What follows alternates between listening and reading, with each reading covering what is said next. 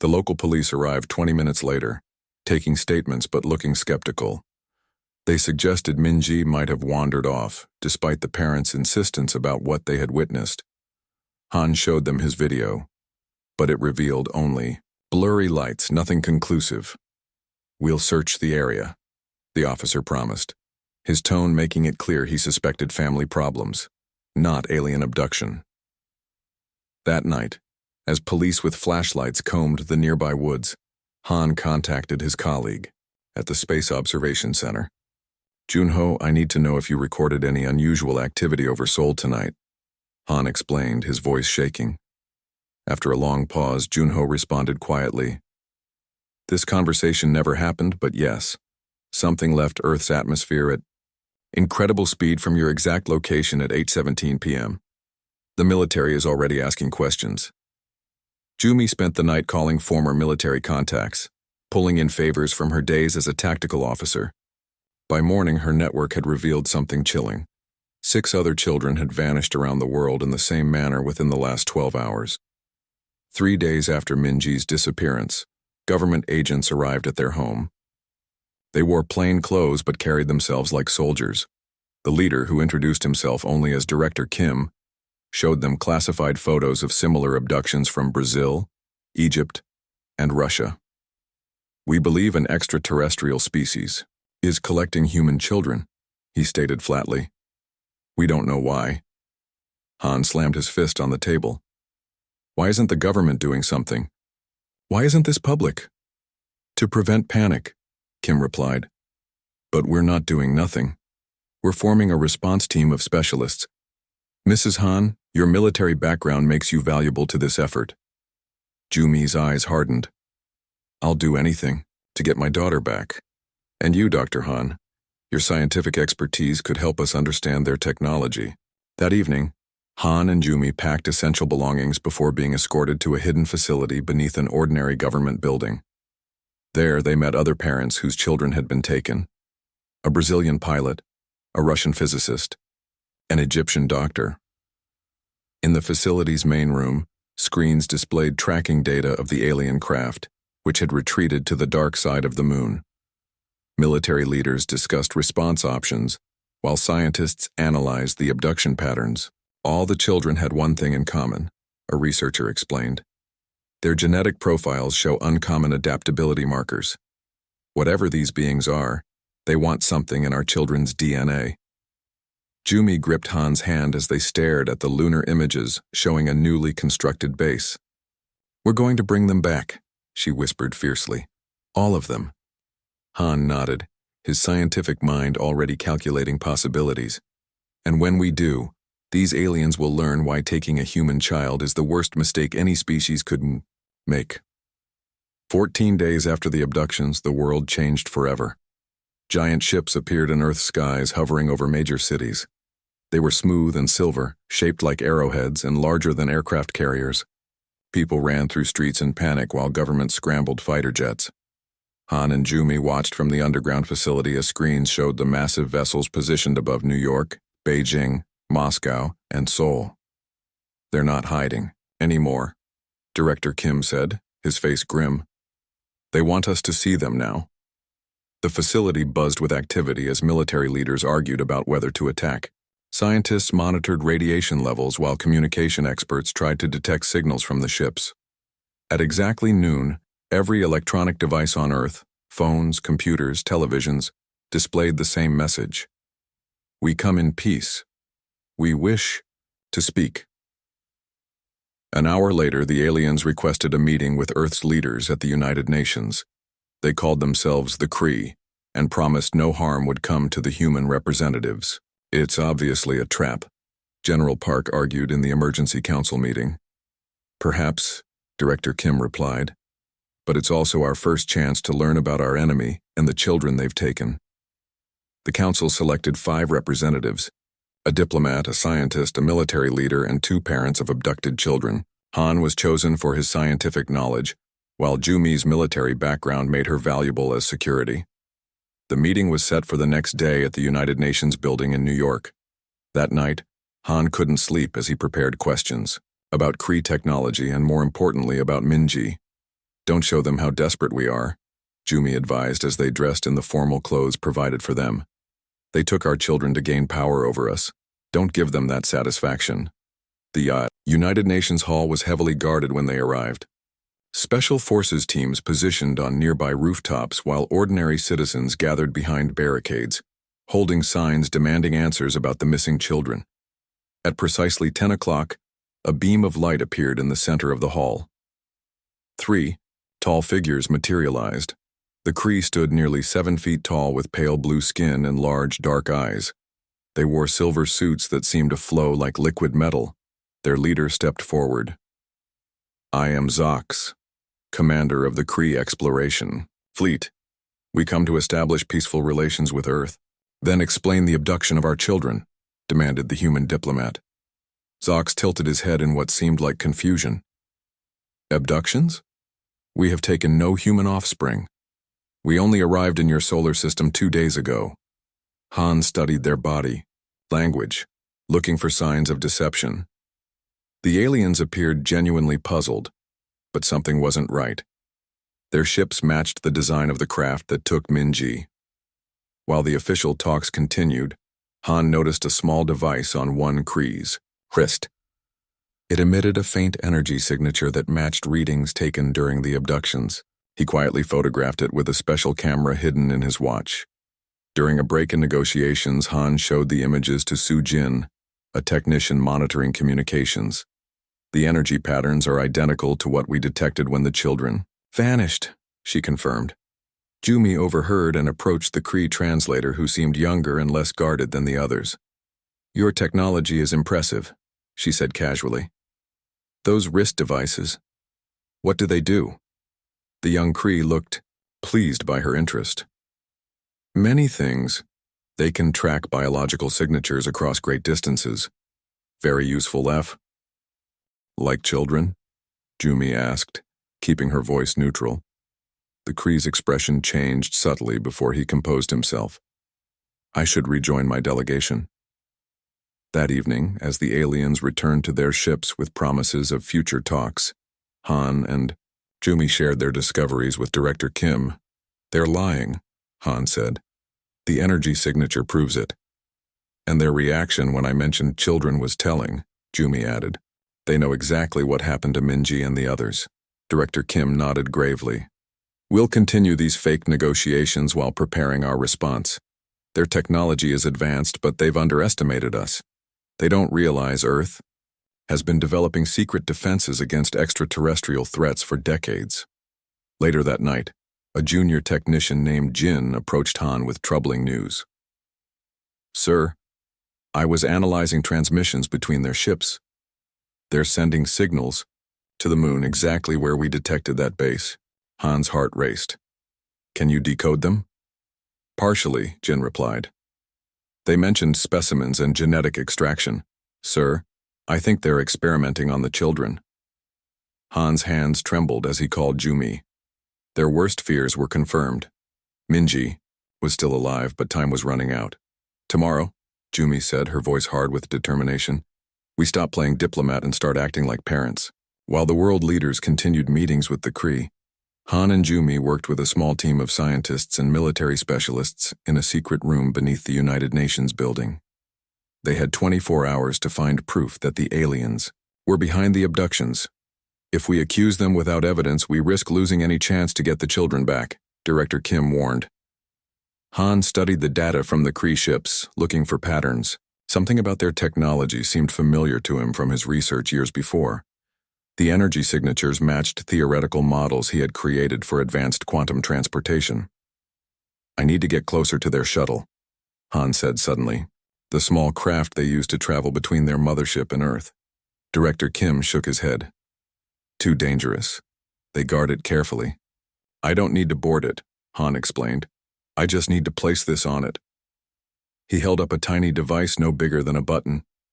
It's a quantum tracker. If they're traveling to wherever they're keeping the children, this will show us the path. After much debate, the plan was approved. Han would attend the next diplomatic meeting as a scientific advisor and find a way to plant the tracker.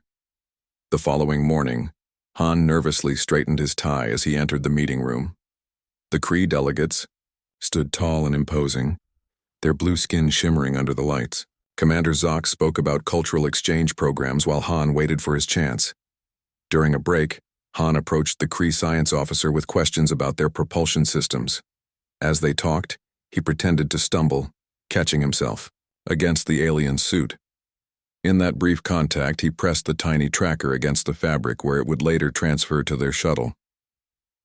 That night, Han and Jumi watched anxiously as the tracker activated. On their screens, they followed the quantum signature as a Kree shuttle departed Earth's atmosphere. "They're not going to the mothership," Jumi said, leaning forward. "They're heading to the moon." The shuttle disappeared behind the moon, where satellite coverage was limited. Han engaged the tracker's secondary function, which mapped the destination in detail. Slowly, images of a hidden facility built into a lunar crater appeared on their screens. "This is it," Han whispered. "This is where they're keeping the children." Dr. Park, a geneticist working with the team, studied the facility layout.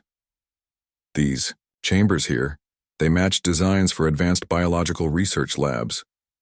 "Why take children?" Director Kim wondered. What could they possibly want from them? Dr. Park had been analyzing DNA samples from the parents of all missing children. She looked up from her computer with wide eyes. "I've found it. Every abducted child has a rare genetic marker, a specific variation that appears in less than 0.1% of humans.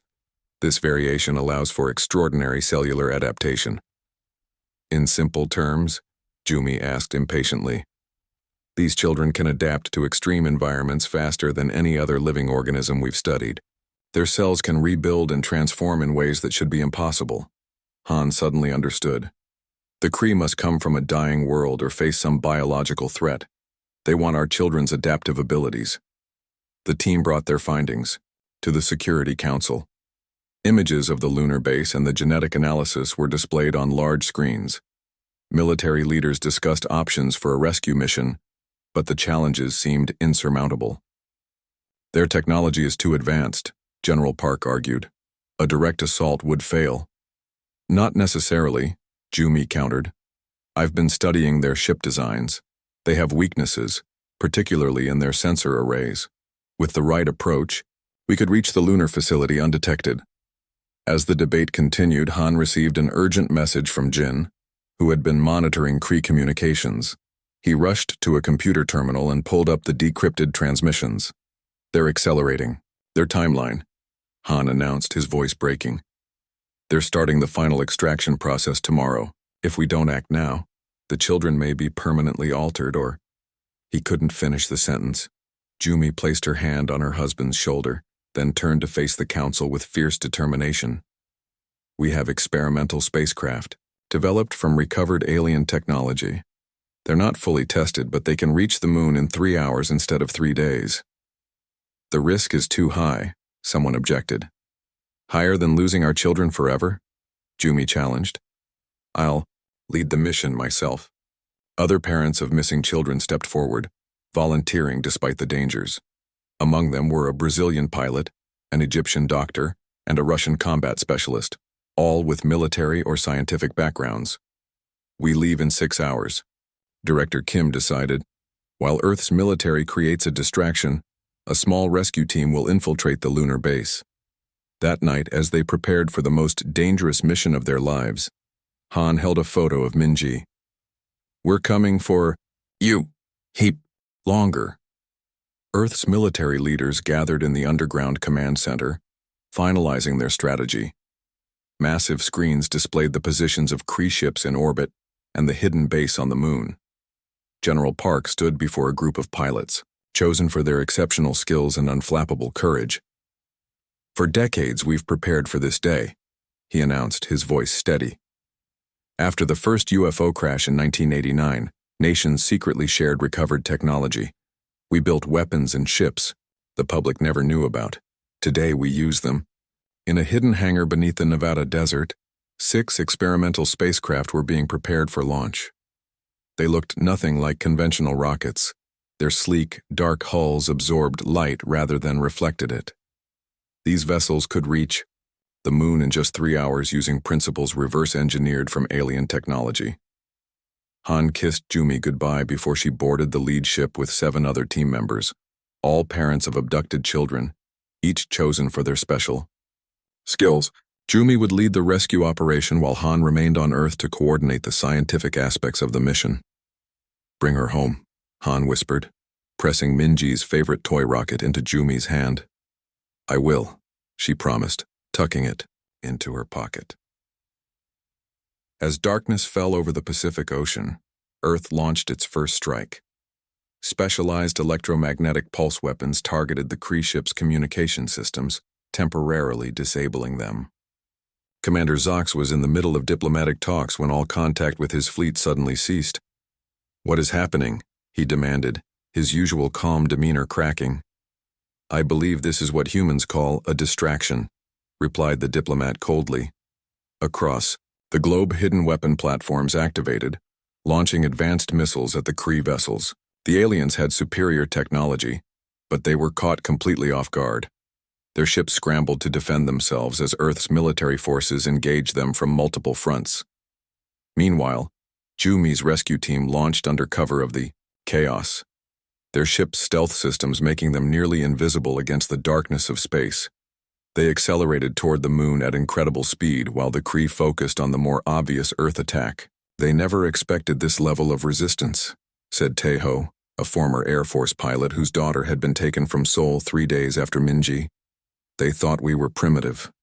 Jumi studied the lunar base schematics one last time. "Based on the data Han sent, the children are being kept in these chambers. Our priority is getting them out alive." As they approached the dark side of the moon, they cut all non-essential systems to minimize detection. The lunar surface grew larger in their viewports, the cratered landscape stark and hostile. In the distance, they spotted the Kree facility built into the rim of a massive crater. "Security seems minimal," whispered Sumin, their technology specialist. "They never expected anyone to find this place, let alone reach it." The team landed 2 kilometers from the base and approached using lunar rovers equipped with the same stealth technology as their ships. They wore special suits that masked their biological signatures from Kree sensors. Inside the command center on Earth, Han monitored their progress while helping coordinate the space battle raging in orbit. The Kree ships were powerful, but Earth's forces employed unpredictable tactics that confused the aliens. "They're adapting quickly," General Park noted as the Kree began to counter some of Earth's weapons. "Your wife's team needs to hurry." 2. The lunar base. Jumi's team reached the entrance without detection. Sumin bypassed the security system using technology developed from studying the Kree shuttle. The doors slid open silently, revealing a sterile hallway bathed in blue light. "Stay focused," Jumi reminded them as they moved deeper into the facility. "Remember your training." They encountered their first Kree guards in a circular chamber filled with strange equipment. The aliens were tall and moved with fluid grace, but Jumi's team had surprise on their side.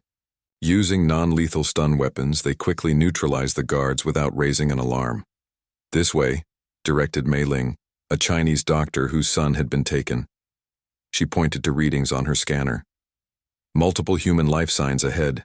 They entered a large laboratory where transparent pods lined the walls. Inside each pod floated a child, suspended in clear liquid, eyes closed as if sleeping. Tubes and sensors connected to their small bodies monitored their vital signs. "Minji." Jumi rushed to a pod containing her daughter. The girl's face was peaceful, unaware of what was happening to her. Nearby, other team members found their own children. As Mei Ling examined the control panels, a door at the far end of the lab slid open. 3 Kree scientists entered, freezing in shock at the sight of the human intruders. "Step away from the children," Jumi ordered, her weapon aimed steadily. The lead Kree scientist recovered quickly from his surprise. "You don't understand what you're interfering with," he said in perfect English. "Your children are the key to saving countless species across the galaxy." "Not at their expense," Jumi replied. "Now show us how to safely release them or we'll figure it out ourselves, and we might not be as careful with your equipment." The Kree scientists stared at Jumi, clearly shocked that humans had reached their secret facility. The children are in delicate biological stasis, he said finally. Removing them incorrectly could harm them permanently. Then help us, Jumi demanded, her weapon still aimed at his chest. Or watch us destroy everything you've built here. The scientist nodded, slowly, and moved toward the control panel. As Mei Ling watched his every move, he began the process of safely deactivating the stasis pods. Back on Earth, Han monitored both the rescue mission and the space battle raging above the planet. The Kree had recovered from their initial surprise and were now fighting back with devastating weapons. Several human cities had been hit, though the casualties were minimal thanks to early warning systems. We need more time, Han told General Park. Jumi has found the children, but extracting them safely will take at least 30 minutes. We'll give them that time, the general promised, ordering another wave of attacks against the Kree mothership. Minji, can you hear me? Jumi whispered, gently lifting the small body. The girl's eyelids fluttered. Mom, she murmured weakly. I had strange dreams. Across the lab, other parents experienced similar reunions, some children waking confused, while others remained unconscious. Mei Ling examined each child quickly, administering medicine to stabilize their conditions. We need to move now, Taeho warned, checking the facility's security feeds. More Kree are heading this way. As they prepared to leave, heavy footsteps echoed down the corridor. The lab doors slid open to reveal Commander Zox himself, flanked by armed guards. His blue face showed a mixture of anger and disbelief. You primitive creatures, he hissed. You have no idea what you're interfering with. We know enough, Jumi replied, shifting Minji behind her protectively. You stole our children for experiments. Not experiments, salvation, Zox corrected. Your species is unique in the galaxy. Your adaptive genetic structure is the key to our survival. Our world is dying from radiation that destroys our cellular structure. So you decided to take our children without permission? Taeho asked incredulously. We studied your history, Zox explained. Humans destroy what they fear. If we had asked openly, you would have attacked us just as you are doing now. Jumi stood her ground. You were wrong. We might have helped willingly if you had come in peace. Instead, you took what wasn't yours, our most precious treasure. A massive explosion shook the facility. Earth's forces had targeted the moon base as part of their coordinated attack. The lights flickered as dust fell from the ceiling. You have two choices, Jumi told Zox as her team took defensive positions. Around the children, fight us and lose everything, or let us leave with our children and then talk about a real peace. Zox studied her face. You would risk everything for these few offspring? Every human on Earth would do the same, she answered without hesitation. Something, in her words, seemed to affect the commander. He lowered his weapon slightly. Perhaps we have misunderstood your species. Minji, can you hear me? Jumi whispered, gently lifting the small body. The girl's eyelids fluttered. Mom, she murmured weakly. I had strange dreams. Across the lab, other parents experienced similar reunions, some children waking confused, while others remained unconscious. Mei Ling examined each child quickly, administering medicine to stabilize their conditions. We need to move now, Taeho warned, checking the facility's security feeds. More Kree are heading this way. As they prepared to leave, heavy footsteps echoed down the corridor. The lab doors slid open to reveal Commander Zox himself, flanked by armed guards. His blue face showed a mixture of anger and disbelief. You primitive creatures, he hissed. You have no idea what you're interfering with. We know enough, Jumi replied, shifting Minji behind her protectively. You stole our children for experiments. Not experiments. Salvation, Zox corrected. Your species is unique in the galaxy. Your adaptive genetic structure is the key to our survival. Our world is dying from radiation that destroys our cellular structure. So you decided to take our children without permission? Taeho asked incredulously. We studied your history, Zox explained. Humans destroy what they fear. If we had asked openly, you would have attacked us just as you are doing now. Jumi stood her ground. You were wrong. We might have helped willingly if you had come in peace. Instead, you took what wasn't yours, our most precious treasure. A massive explosion shook the facility. Earth's forces had targeted the moon base as part of their coordinated attack.